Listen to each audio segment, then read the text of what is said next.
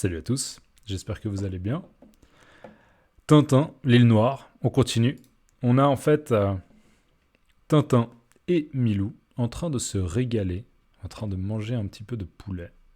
Ils sont toujours à la poursuite du docteur Muller et d'Ivan, mais ils font une petite pause poulet. D'accord. Ils n'ont pas vraiment le choix parce que ça va être difficile d'aller plus vite que le train. Et Milou se permettait un commentaire, il disait un peu coriace, hein, le poulet. Vous vous souvenez peut-être, révision, j'avais dit que il était un peu gonflé, Milou. Il était un peu gonflé quand même, parce qu'il avait volé le poulet. Et il se permettait de critiquer un petit peu la consistance du poulet. Bref, fin de la page 33, on va continuer. Et voici le début de la page 34. Alors là, on a une longue vignette.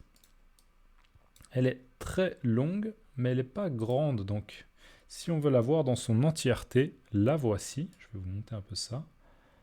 Voilà. En fait, on voit, on a un espèce de dézoom, d'accord, sur la situation. En gros, donc Milou et Tintin sont assis, d'accord, en train d'attendre, en fait, plus ou moins, sur cette espèce de wagon-citerne.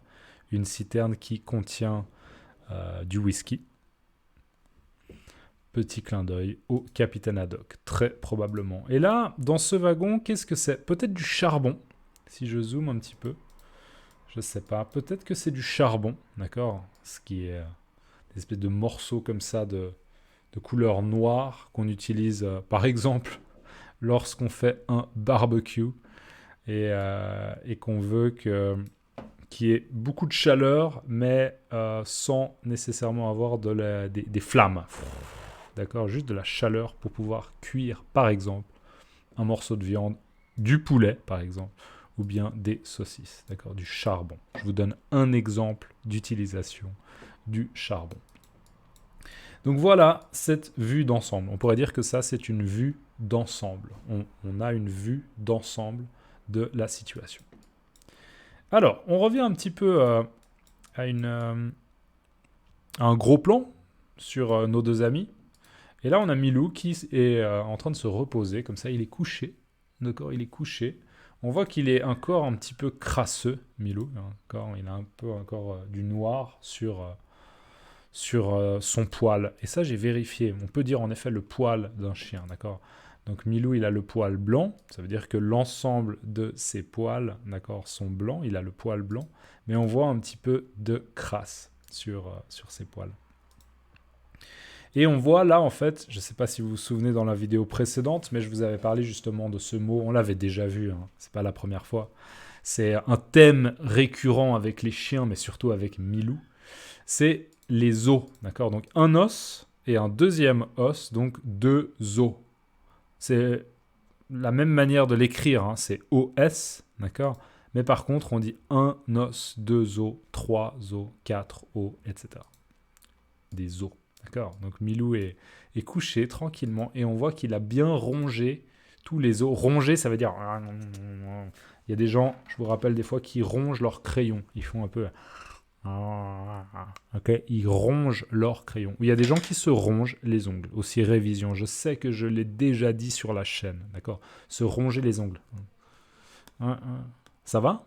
Ouais, je suis un peu stressé. Ouais. Je me ronge les ongles. Se ronger les ongles. Bref. Il a bien rongé les os. Et une petite goutte là qui tombe.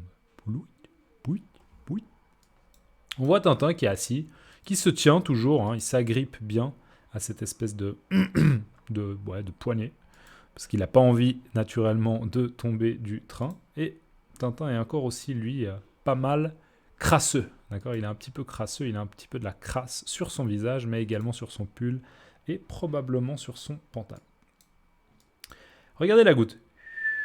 Plouf. Elle tombe sur le museau, d'accord, sur le museau de Milou. Milou, c'est un chien, donc on ne parle pas de son nez, on dirait plutôt son museau, d'accord. La goutte tombe sur le museau de Milou. Alors, désolé pour le bruit de fond, c'est pas la goutte, hein, c'est pas la goutte qui fait ce bruit, c'est un bruit de fond chez moi.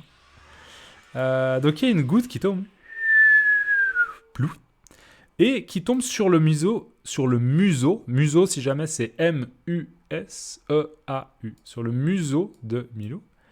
Et Milou, il dit, tiens, il pleut?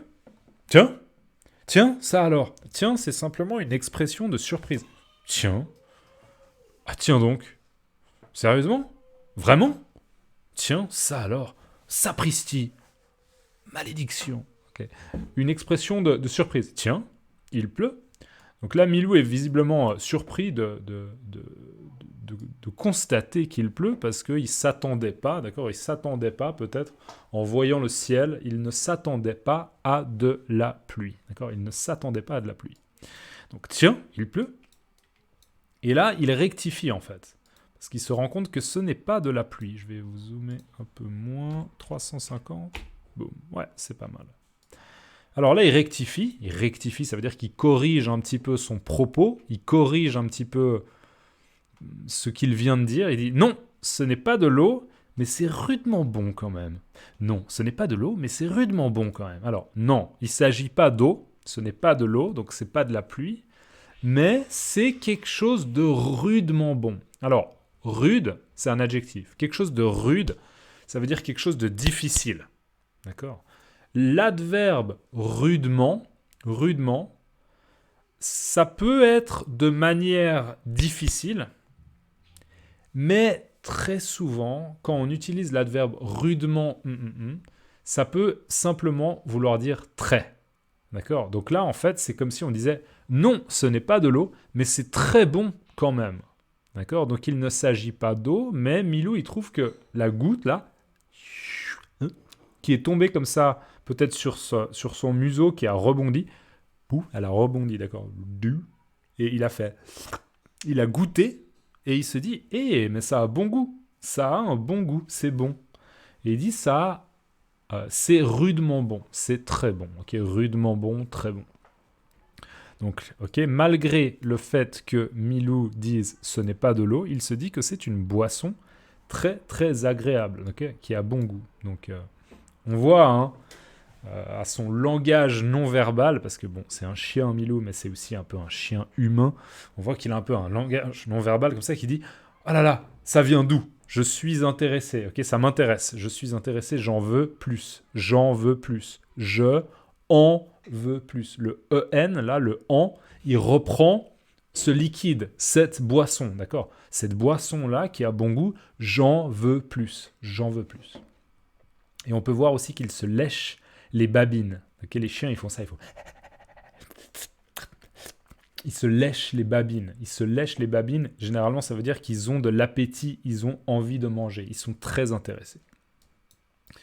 Et là, regardez. On voit en fait que la goutte, là, celle d'avant, elle tombait visiblement d'ici. Et Milou, en fait, il a compris ça. Donc, il se met en position assise, d'accord ? Il est plus couché, il est en position assise. Il se positionne, d'accord ? Il se met dans une position et il tend la langue. Il tire la langue. Ouais, il tend la langue. Je dirais plutôt, tirer la langue, c'est plus... Alors que tendre la langue, c'est un peu...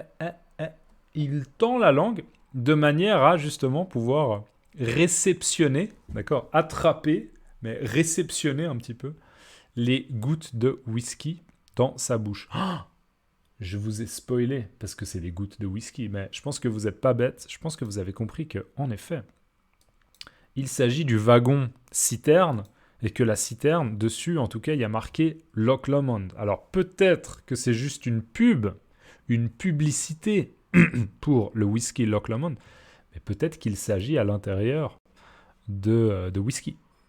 Je pense que c'est ça. Donc, Milou, en fait, il dit « c'est très très bon ». Et il se permet le commentaire justement suivant, en fait, qui explique sa position. Et il dit « Ah, je comprends, une fuite ». D'accord ? Donc en fait, Milou, il a compris que la goutte, elle vient d'une fuite. C'est quoi une fuite ? Une fuite, c'est quand il y a un trou, d'accord, dans quelque chose qui contient du liquide. D'accord ? Si là, moi j'ai une bouteille, si dans cette bouteille, je prends quelque chose, un couteau par exemple, et que j'essaie de faire un trou, eh ben, la bouteille, elle va fuir. Il va y avoir une fuite. Une fuite. D'accord ? Ça nous rappelle un petit peu la fuite du docteur Muller et d'Ivan, la fuite. Mais c'est aussi dans le sens, s'il y a une fuite, eh bien le liquide, il sort, il part. D'accord ? Donc là, en fait, visiblement, dans cette espèce de grosse citerne, il y a une fuite, et du coup, il y a des petites gouttes comme ça qui tombent.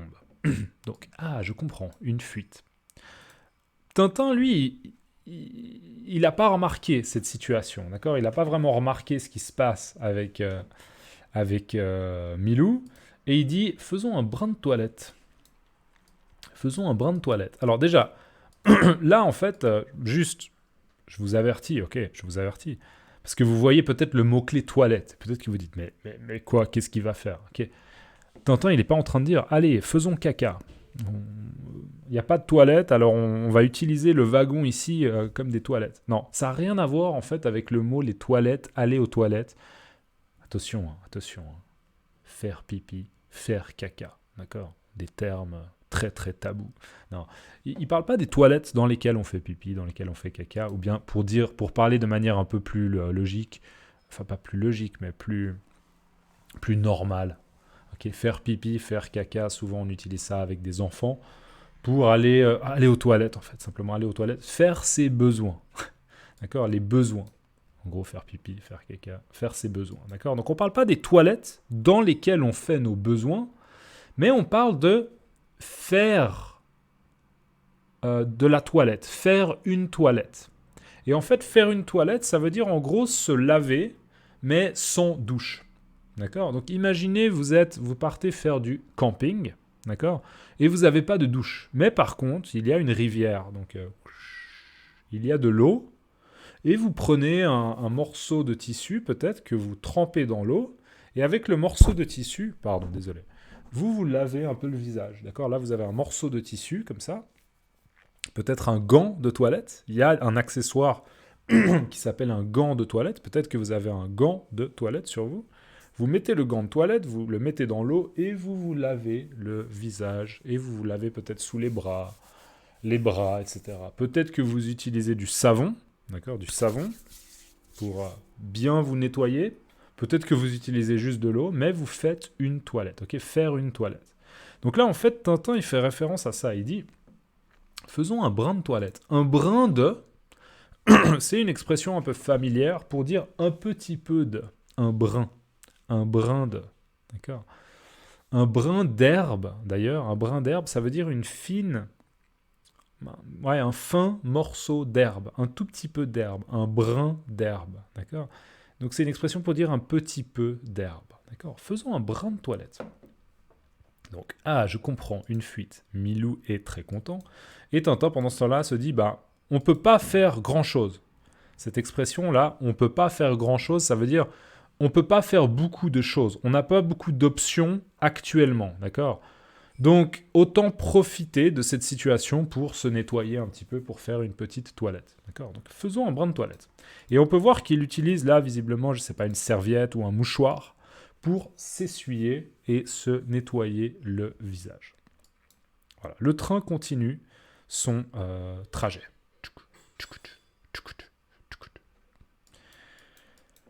Ligne suivante. On a un gros plan là où on voit assez bien Tintin.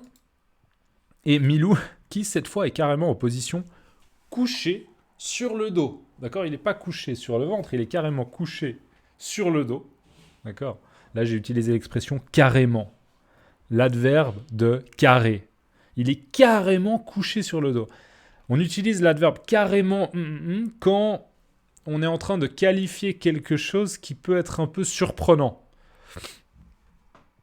Là, c'est un peu surprenant de se dire qu'il est carrément sur le dos alors qu'ils sont quand même sur un train. Peut-être que s'il glisse, imaginez, il glisse, il tombe. Ça peut être dangereux pour Milou. Mais non, Milou, il s'est mis à l'aise. Révision. D'accord? À l'aise. Il s'est mis dans une position confortable. D'accord?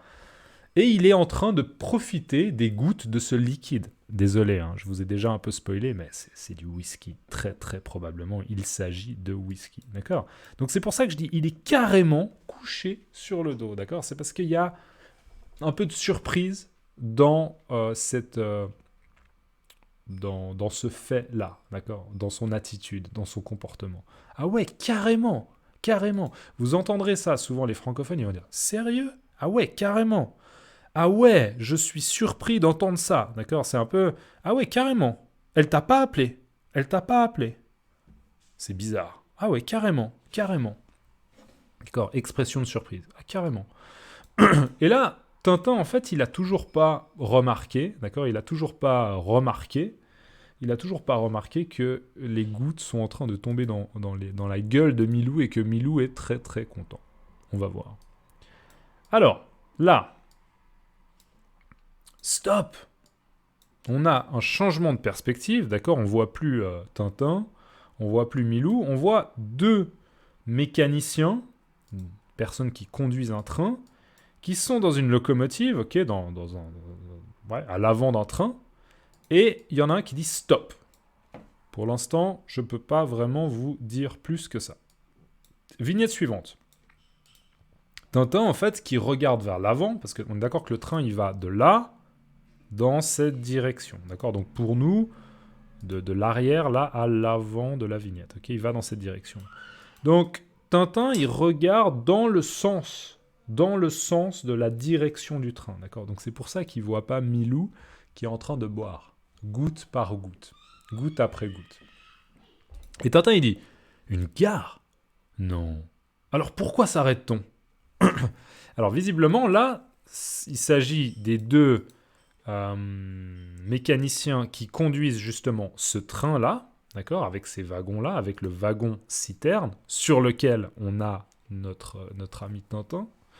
Et Tintin, en fait, remarque que le train s'arrête. Donc il dit, une gare ? Est-ce qu'il s'agit d'une gare ? Une gare, hein, je vous rappelle que c'est un endroit où les trains s'arrêtent. D'accord ? Par exemple, la gare Montparnasse à Paris. Ou bien à Paris, il y a plusieurs gares. Il y a la gare Montparnasse, il y a la gare du Nord, il y a la gare Saint-Lazare, etc. Il y a plusieurs gares. Il y a des endroits où il y a plusieurs grosses gares. Il y a des villes où il y a plusieurs grosses gares. Donc une gare. C'est une gare ? Non, c'est bizarre. Il trouve que probablement, ce qu'il voit là, c'est probablement pas une gare. Alors il dit, alors pourquoi s'arrête-t-on ? C'est quoi la raison de notre arrêt ? Okay, pourquoi le train il s'arrête si ce n'est pas une gare ? Il n'y a pas de raison de s'arrêter, en principe, normalement. Donc c'est surprenant. Et la vignette suivante, on a une locomotive arrêtée ici, c'est étrange. Alors je ne sais pas exactement, oui, je pense que, donc là, ça c'est l'avant du train sur lequel Tintin est assis, ici, d'accord ? Et je pense que là, il s'agit d'un des deux hommes qui est en train de conduire le train, donc un des deux mécaniciens, qui est descendu du train et qui voit en fait qu'il y a justement une locomotive arrêtée là. Et c'est pour ça qu'il a dit stop, à mon avis, d'accord ? C'est comme ça que je l'interprète. Il a dit stop parce que s'ils ne s'arrêtaient pas, ils allaient rentrer, d'accord ? Il y a un train qui est arrêté là, et ils allaient rentrer dedans, donc danger, d'accord ? Donc c'est pour ça qu'il a dit stop, il faut s'arrêter. Et du coup, il marche et il dit, une locomotive arrêtée ici, c'est étrange, d'accord ? Donc le mécanicien, il fait ce commentaire, il dit, une locomotive, d'accord, qui est arrêtée, donc elle n'est pas en train de bouger, d'accord ? Elle n'est pas mobile, elle n'est pas en mouvement, non, elle est arrêtée ici. Il dit, c'est étrange, c'est bizarre, c'est pas normal, d'accord ? C'est étrange. Une locomotive arrêtée ici, c'est étrange. Vignette suivante. Là, Tintin, il n'attend pas, hein, il agit directement. On se souvient, on pourrait dire que Tintin, on pourrait dire, bonne expression, il ne chôme pas. Il ne chôme pas. D'accord ? Peut-être que vous connaissez le chômage. Le chômage, c'est quand on n'a pas de travail. D'accord ? Une personne peut-être qui a perdu son travail, elle va être au chômage pendant peut-être plusieurs mois. Donc la personne, elle continue à chercher du travail. Être au chômage. Ne pas avoir de travail. D'accord ? Être au chômage. Alors, ne pas chômer, c'est une expression qui veut dire ne pas se détendre. Toujours être en train de travailler. Et on peut dire ça de Tintin, parce qu'on sait bien que Tintin, il s'arrête jamais, il continue, on pourrait dire non-stop, il est toujours non-stop, il continue toujours à travailler, il ne s'arrête jamais, d'accord ? Donc Tintin, il ne chôme pas, il ne va pas se dire j'attends que les choses se passent. Non, non, il va directement agir. Alors il descend du train, on le voit, et il est en train de marcher le long des voies ferrées, d'accord ? On se souvient un peu ce vocabulaire en lien avec les trains, les voies ferrées. Et il dit, c'est celle que les bandits ont abandonnée. Peut-être le mécanicien pourra-t-il m'indiquer la direction qu'ils ont prise. Alors, c'est celle. Celle, en fait, ça fait référence à la locomotive. D'accord? Donc, en fait, il fait référence à cette locomotive-là. Parce que Tintin, vous vous souvenez, là, il est penché un peu comme ça, pour regarder. D'accord? Il est penché pour observer ce qui se passe. Et donc, du coup, en fait, il a vu la locomotive. Il a vu cette locomotive et il l'a reconnue. Il avait mémorisé l'apparence. D'accord? Donc, il l'a reconnue. Et du coup, c'est ce qu'il dit. Il dit, c'est la locomotive, donc celle, d'accord? C'est la locomotive que les bandits, que les gangsters, que les malfrats, je vois dans les commentaires hein, que les gens commencent à mémoriser, c'est bien. Donc, c'est la locomotive que les gangsters ont abandonnée. C'est celle que les bandits ont abandonnée. Est-ce qu'ils l'ont abandonnée? Ah oui, ok, voilà, je comprends pourquoi il dit ça. D'accord, désolé, il m'a fallu quelques secondes. Donc en fait, il dit, il s'agit de la locomotive que les bandits avaient occupée, d'accord? Ils avaient décroché le train de la locomotive, d'accord? Donc avant, hein, on se souvient que Ivan et le docteur Muller, ils ont décroché le wagon, les deux wagons, mais en fait, ils ont décroché la locomotive du wagon.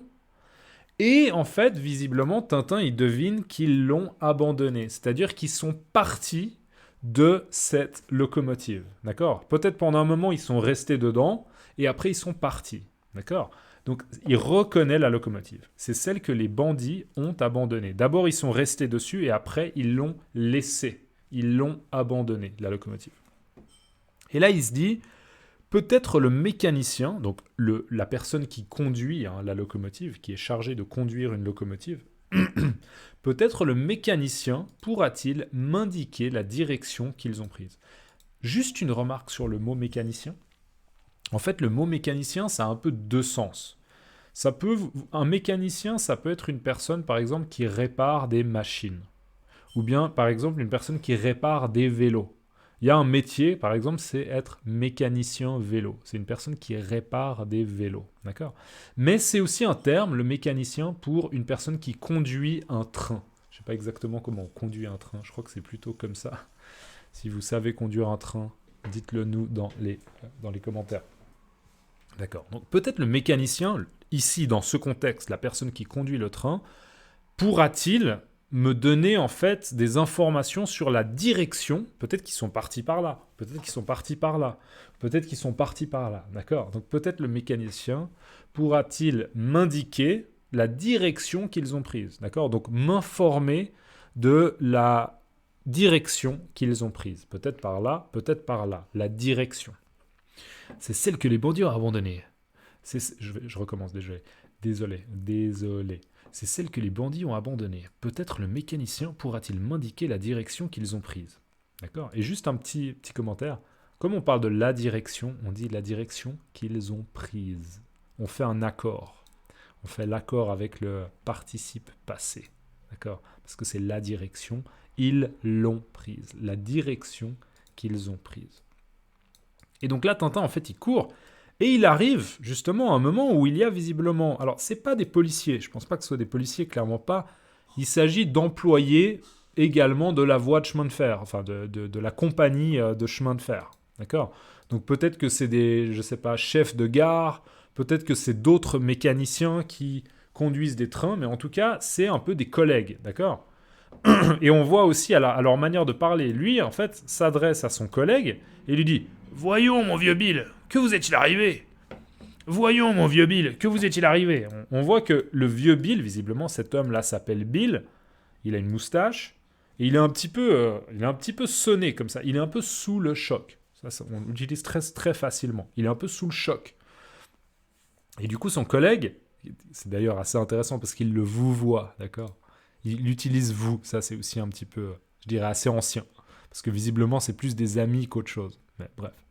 Voyons, mon vieux Bill, que vous est-il arrivé ?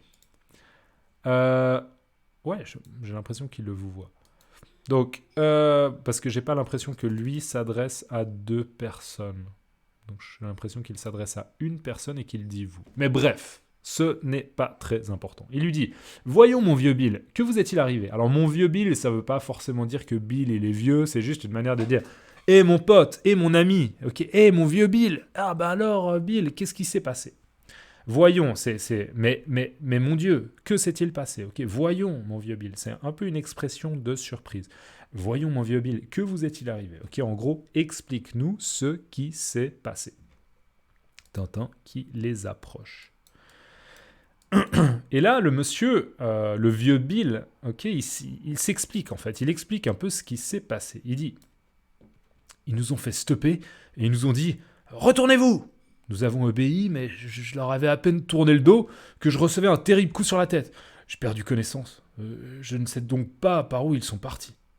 Alors, je vous relis ça un peu plus tranquillement. Ils nous ont fait stopper et ils nous ont dit, retournez-vous. Nous avons obéi, mais je leur avais à peine tourné le dos que je recevais un terrible coup sur la tête. J'ai perdu connaissance. Pas mort, hein, mais juste. Je ne sais donc pas par où ils sont partis. Ok ? Donc, on décortique un peu ça. Vous vous souvenez, hein, j'utilise souvent le mot décortiquer. D'ailleurs, si on mange du poulet, on pourrait décortiquer un peu le poulet. C'est-à-dire qu'on prend un peu tous les petits morceaux du poulet pour voir un peu ce qu'on peut manger et ce qu'on ne mange pas. C'est-à-dire les os, un os, deux os, révision, les os, le cartilage, etc. D'accord ? Décortiquer. Mais là, je ne dis pas décortiquer au sens propre. Je ne suis pas en train de manger un poulet. Je suis en train de décortiquer une phrase ou en tout cas une bulle. D'accord ? En BD, on appelle ça une bulle. D'accord ? Le texte d'une vignette, une bulle. Je suis en train de décortiquer une bulle pour vous aider à comprendre. D'ailleurs, si ça vous aide, n'oubliez pas de liker toutes mes vidéos. Likez toujours la vidéo, ça m'aide pour l'algorithme. Merci. Donc, ils nous ont fait stopper. Déjà, c'est qui ils ? On comprend dans le contexte que c'est le docteur Muller et Yvan. D'accord ? Donc les méchants, les bandits, les malfrats, les gangsters. Ils nous ont fait stopper. Donc lui et son collègue, ils étaient comme ça en train de conduire le train. Et visiblement, le docteur Muller et Yvan, ils ont dû dire « Arrêtez le train, c'est un ordre. Si vous ne le faites pas, on va vous tuer. » Ok ? Donc c'était une menace. D'accord ? Ils ont donné l'ordre, ils ont donné l'obligation à lui et son collègue de stopper, d'arrêter. D'accord ? On arrête, on stoppe le train. C'est-à-dire que le train, il fait du 0 km/h. Ok ? Il s'arrête. Et ils ont dit, retournez-vous. Visiblement, peut-être que lui, le mécanicien et son collègue, ils ont entendu des gens qui parlaient, d'accord, qui donnaient des ordres et ils se sont retournés. Et c'est pour ça que Yvan et le docteur Muller, ils ont dit, donc là ils sont retournés, ils ont dit retournez-vous. Donc ok, on doit se retourner. Pourquoi ? Parce que probablement que le docteur Muller et Yvan, ils ne veulent pas qu'on se souvienne de leur visage. Donc ils ont dit retournez-vous, ok ? Vous retournez, peut-être qu'ils ont dit aussi haut les mains, peut-être, d'accord ? Mais en tout cas, il s'est retourné, d'accord ? Il s'est retourné, donc en fait, après s'être retourné, il ne voyait pas le docteur Muller, il ne voyait pas Yvan. Donc il dit nous avons obéi. Obéir à quelqu'un, ça veut dire qu'on fait ce que quelqu'un nous dit de faire. Par exemple, si quelqu'un dit prends cette bouteille avec le citron là et secoue-la, ok, c'est un ordre. Tu prends cette bouteille et tu la secoues maintenant. Alors moi je prends la bouteille et je la secoue, d'accord ? C'est un ordre, je dois le faire, c'est une obligation, d'accord ? Obéir à quelqu'un, d'accord ? Ok, je vais le faire, je vous obéis. J'obéis à quelqu'un. J'obéis à un ordre. Donc, nous avons obéi, c'est-à-dire qu'ils se sont retournés, ok ? Mais je leur avais à peine tourné le dos que je recevais un terrible coup sur la tête. Donc là, il est en train de dire que je leur avais à peine obéi, c'est-à-dire que j'avais à peine tourné le dos, donc j'avais à peine fait ça, il s'est retourné, là je le fais au ralenti, ok ? Je le fais au ralenti, je le fais très lentement.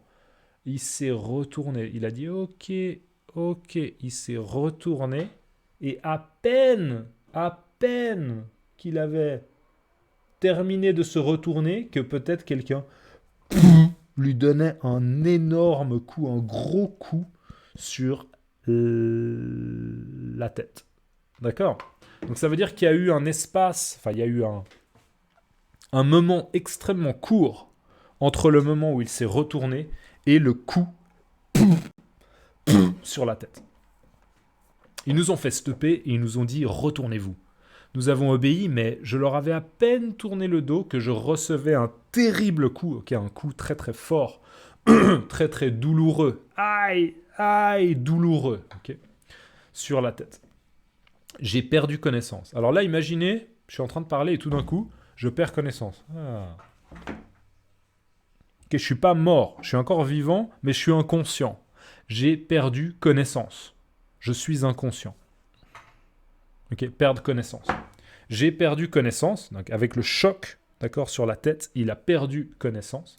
Et il dit, du coup, je ne sais donc pas par où ils sont partis. Je ne sais pas dans quelle direction ils sont partis. Donc on voit, il est vraiment, on pourrait dire qu'il est en piteux état, en mauvais état, en mauvais état, en piteux état, il est encore sous le choc. On arrive à la dernière ligne, donc on va faire une mini pause de pub. C'est parti.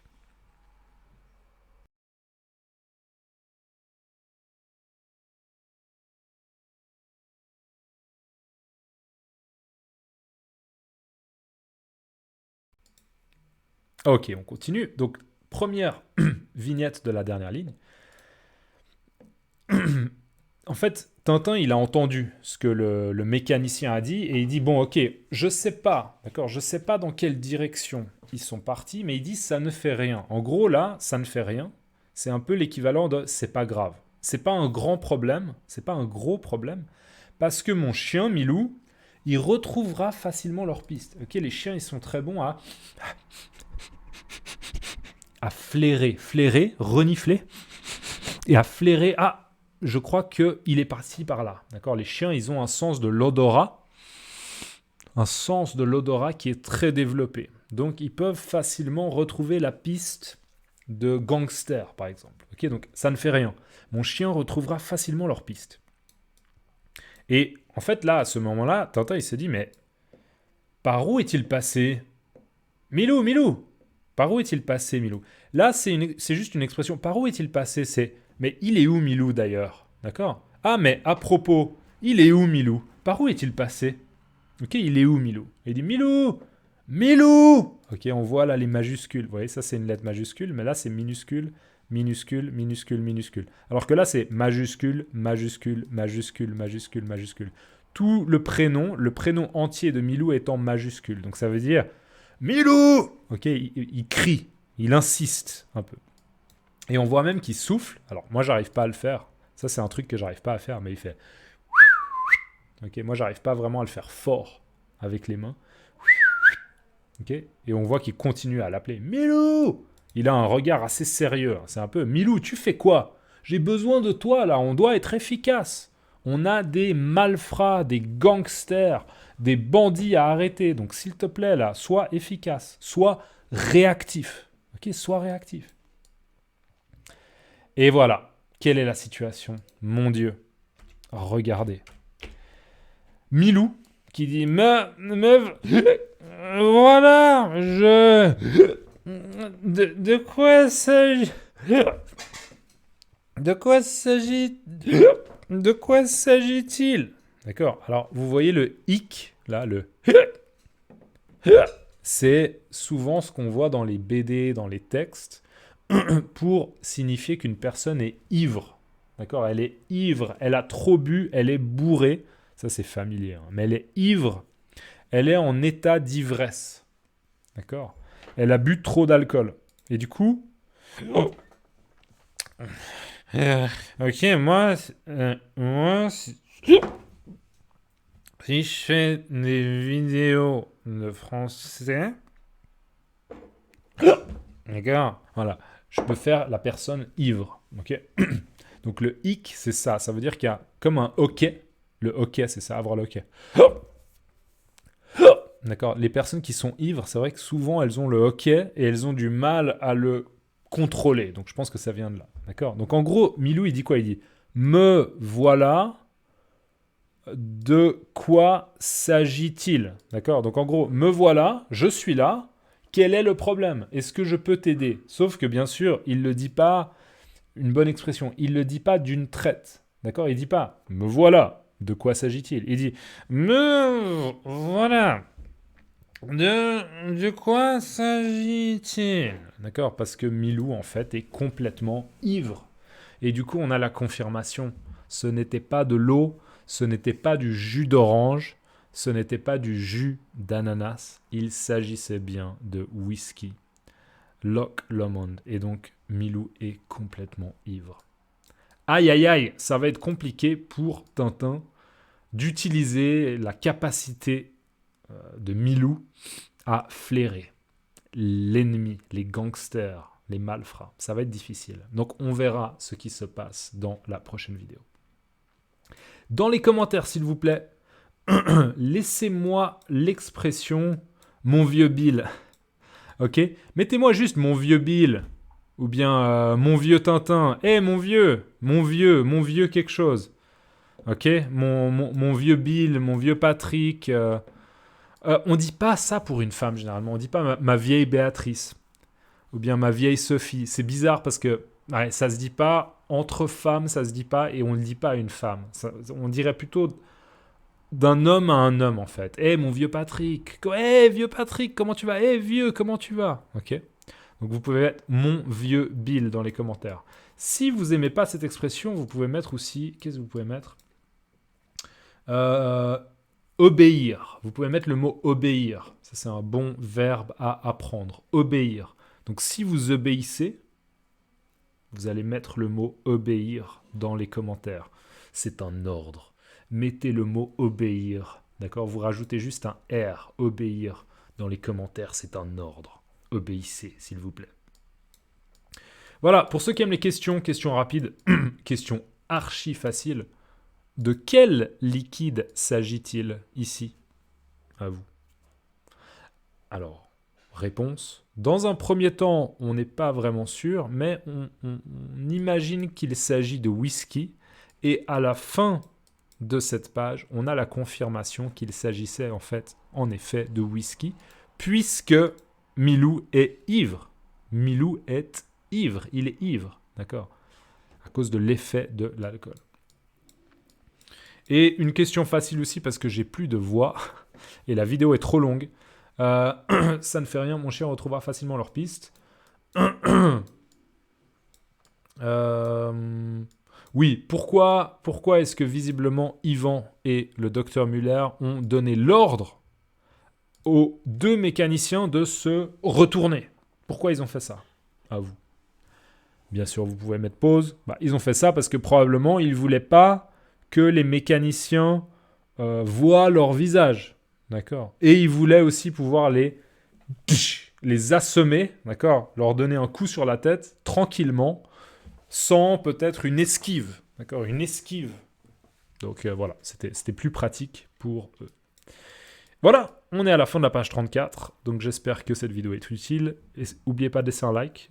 Merci à toutes les personnes qui me soutiennent, vraiment merci du fond du cœur. Si vous pouvez me soutenir, ou si un jour vous pensez peut-être que prochainement vous allez pouvoir me soutenir avec peut-être par exemple $1 par mois, eh ben n'hésitez pas parce que j'ai besoin d'un soutien d'une communauté si je veux développer le projet. Merci beaucoup et on se voit dans une prochaine vidéo.